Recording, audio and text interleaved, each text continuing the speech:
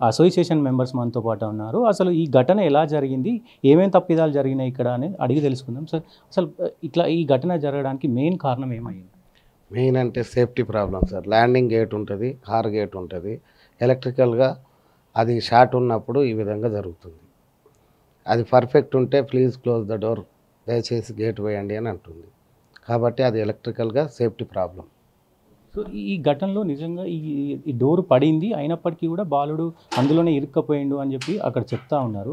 కానీ డోరు పడకముందు అసలు పైకి పోదు కదా, ఎట్లా జరిగింది? సార్ ఇది డోర్ ఇంకా పడలేదు పూర్తిగా. ఎలక్ట్రికల్ సర్క్యూట్ అనేది క్లోజ్ కాకముందు వెళ్ళిపోయింది. అది లిఫ్ట్ ఎలక్ట్రికల్ అనేది షార్ట్ ఉండవు, అంటే పడకున్నా లిఫ్ట్ వెళ్ళిపోతుంది అనమాట. ఆ లాక్ సేఫ్టీ సరిగా పని చేయలేదు, ఎలక్ట్రికల్ సేఫ్టీ. సో అది మూవ్ వెళ్ళిపోయింది. బాబు అటు ఇటు కాకుండా మధ్యలో ఉన్నాడు, పైన లిఫ్ట్ కాల్ బుక్ అయిపోయింది, మూవ్ అయిపోయింది, బాబు అందులో ఇరుక్కుని పోయాడు. ఇలాంటి ఘటనలు మన తెలంగాణ రాష్ట్రంలో, తెలుగు రాష్ట్రాల్లో అన్ని చోట్ల జరుగుతున్నాయి. ఈ మధ్య కాలంలో ఇంకెక్కువ జరుగుతూ ఉన్నాయి. దీనికి నిజంగా అటు తల్లిదండ్రులు కావచ్చు, హాస్టల్లో ఉంటున్న ఓనర్స్ కావచ్చు, ఎలాంటి రిస్ట్రిక్షన్స్ తీసుకోవాలి? ఎస్పెషల్లీ మెయింటెనెన్స్ అండి, నిర్వహణ ప్రాబ్లమ్స్. సరిగా మెయింటెనెన్స్ ఎవరి మంత్ చేయించుకుంటుంటే ఏ ప్రాబ్లం రాదు. ఇక్కడ ఎలక్ట్రికల్ మెకానికల్ సేఫ్టీస్ అని ఉంటాయి. సరైన టెక్నీషియన్ వచ్చి ఎవరి మంత్ కరెక్ట్గా దీన్ని ఇప్పుడు మనం వేస్తుంటాము, దాంట్లో అడ్జస్ట్మెంట్ మిస్ అయిపోతుంది. సో ఆ అడ్జస్ట్మెంట్ కరెక్ట్గా చేయించుకున్నప్పుడు ఇలాంటి ప్రమాదాలు జరిగే ఛాన్స్ లేదు మనకు. ఈ ఘటనకు సంబంధించి తల్లిదండ్రులకు ఏం చెప్పదలుచుకున్నారు? మా వైస్ ప్రెసిడెంట్ గారు రాజు గారు చెప్తారు. తల్లిదండ్రులు ఏం చేయాలి అంటే ఫస్ట్ స్ట్రిక్ట్లీ ఫాలో చేయాలి.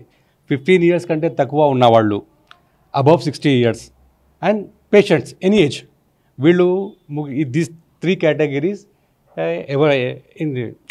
ఒకరి మాత్రం సింగిల్గా లిఫ్ట్ యూజ్ చేయొద్దు. ఎవరైనా తీసుకుపోవాలి. ఒక హెల్దీ అడల్ట్ ఎవరైనా తోడు ఉంటేనే యూజ్ చేయాలి, లేకపోతే వాళ్ళు యూజ్ చేయవద్దు. సో ఇట్లాంటి ఘటనలు జరగకుండా తెలంగాణ రాష్ట్ర తరపు నుంచి ఏమన్నా మీకు సూచనలు వచ్చింది?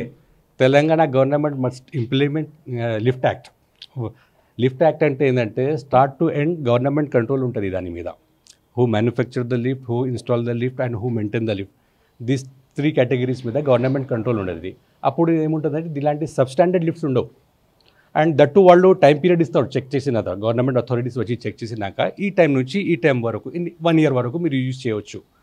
1 year తర్వాత వాళ్ళు మళ్ళీ చెక్ చేస్తారు సేఫ్టీ అన్నీ ఓకే ఉందా లేదా అని. దాని తర్వాత మళ్ళీ 1 year అట్లా ఇస్తారు. అట్లా గవర్నమెంట్ కంట్రోల్ ఒకసారి దీని మీద ఉంటే ఈ యాక్సిడెంట్స్ అప్పుడు ఉండవు.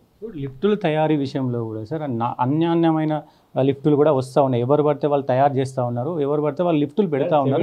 అట్లానే ఉన్నాయి మన మార్కెట్లో. ఎందుకంటే బిల్డర్స్కు కావాల్సింది లీస్ట్ ప్రైస్.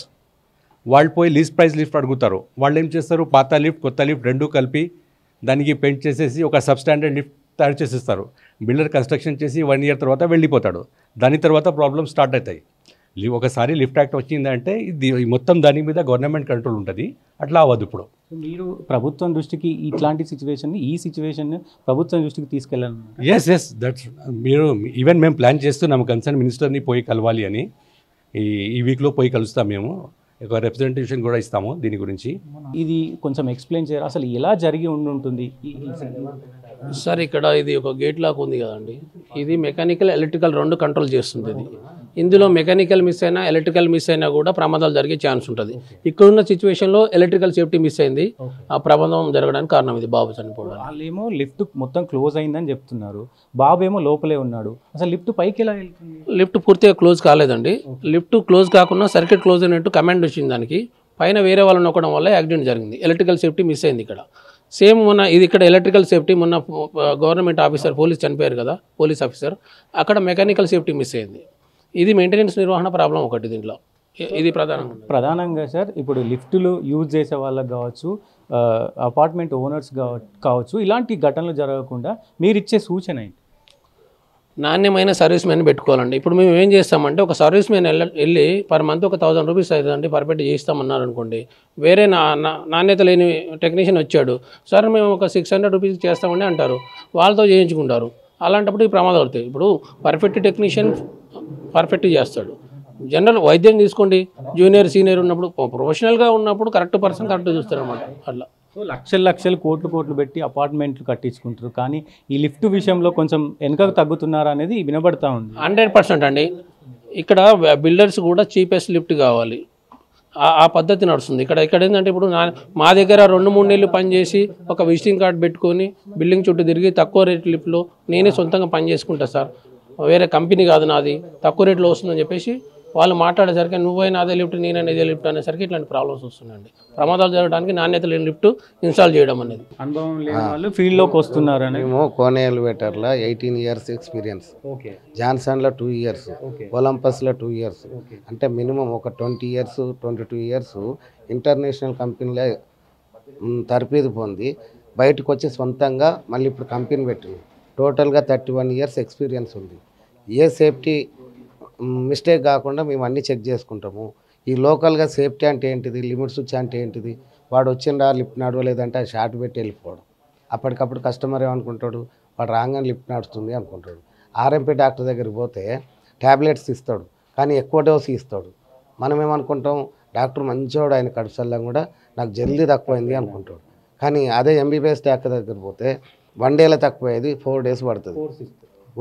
4 days. ఆ 4 daysలో తక్కువ కాకపోతే అప్పుడు టెస్ట్లోకి రమ్మంటాడు. అంతేగాని ఆర్ఎంపీ డాక్టర్ ఏం చేస్తాడు, ఇమీడియట్ డోస్ పెంచగానే మనకి సాయంత్రానికల్లా కూల్ అయిపోతాడు, సార్ మంచివాడు అనుకుంటారు.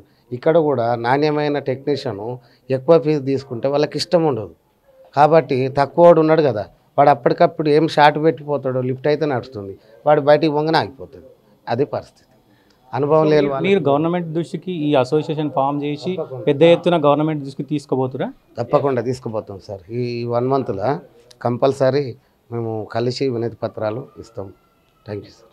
సో ఇది ఇక్కడ పరిస్థితి. సో ఇలాంటి ఘటనలు మళ్ళీ జరగకుండా మేము తెలంగాణ ప్రభుత్వానికి అసోసియేషన్ తరపున పర్మిషన్లు మొత్తం ఇవ్వాలి, అంటే నాణ్యమైన లిఫ్టులనే వాడాలి, దానికి మెయింటెనెన్స్ అండ్ సర్వీసు అన్నీ ఎవ్రీ మంత్ చేసుకోవాలని చెప్పి కూడా యాక్ట్, లిఫ్ట్కి సంబంధించిన యాక్ట్ ఏదైతుందో అది ఆంధ్రప్రదేశ్లో ఉంది, ఇక్కడ తెలంగాణలో కూడా పెట్టాలి అని చెప్పి వీళ్ళు డిమాండ్ చేస్తూ ఉన్నారు.